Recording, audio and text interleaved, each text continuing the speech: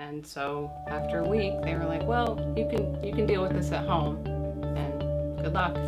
Are you kidding me? I couldn't believe it. It's like, here's a pamphlet.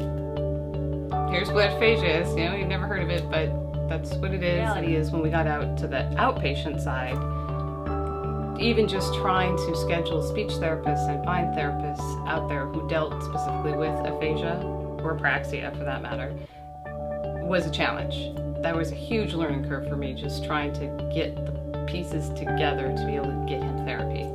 And there was no help. There was nobody to help.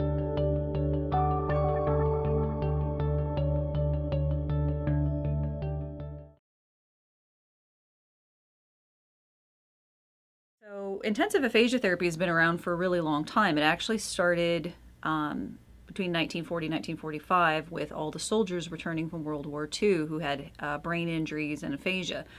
So during that time, there was kind of a beginning of intensive aphasia therapy. Then in the 70s, there was kind of a resurgence of that where people started looking into intensive aphasia therapy, doing research.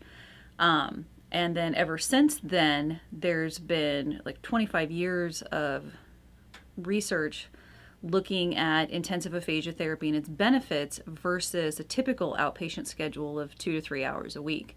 I think maybe because there are so few places that do it, people don't get exposed to it a lot, but it's definitely not something that's brand new and experimental. There's definitely. So every once in a while, we'll have people that want to know, do we treat apraxia or dysarthria or primary progressive aphasia? And the answer is yes. I don't think you've ever seen somebody who has apraxia who doesn't also have an aphasia, so they're not really separable, and you can't really treat apraxia and aphasia separately. Also, dysarthria is treated. We do have people who don't necessarily have aphasia but do have the dysarthria, so that's on a case-by-case basis. And primary progressive aphasia, we've had a couple of different clients, and that is all very specific program that's made for those people. So we have to have a consultation, and I have to determine what I think is going to be the best course of treatment for what that person wants to accomplish. But there is research showing that it is worthwhile to treat people who have primary progressive aphasia and not necessarily just give them an AAC device before it's time. People will say, oh, well, can anybody make progress? I thought there was the 6-month window. And that's not even necessarily true. If you look at research shows that brain scans have shown changes even up to 2 years after somebody has had a stroke.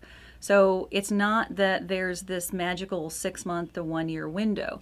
Now, within that 6 months, there's a lot of brain reorganization and healing and clearing out the debris. So that is necessarily the best time to make rapid changes. But just like you can learn anything throughout your life, people that have had a stroke and aphasia can continue to get better and better. There's no such thing as this plateau that we say somebody has reached, because all you need to do is change your approach and that person's making progress again.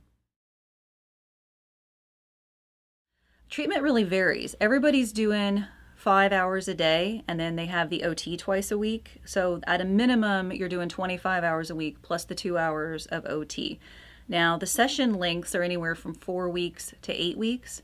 So if they haven't been to an intensive aphasia program before, typically the standard recommendation is going to be 6 weeks, and here's why.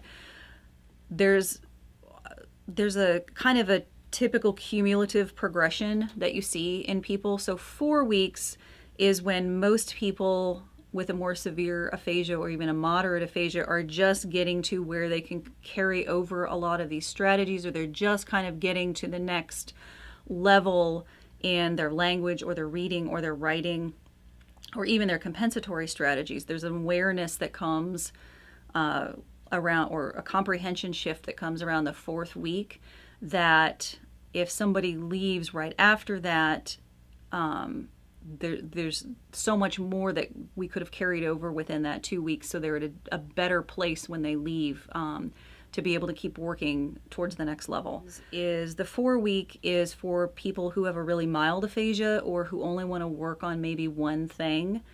8 weeks we would say is kind of for people that are more severe. However, there's a lot of people who may be very nervous, and so they'll schedule a 4-week and then end up extending to a 6 or an 8-week. Also, people who would schedule a 6 and then extend to an 8 because they're doing so well.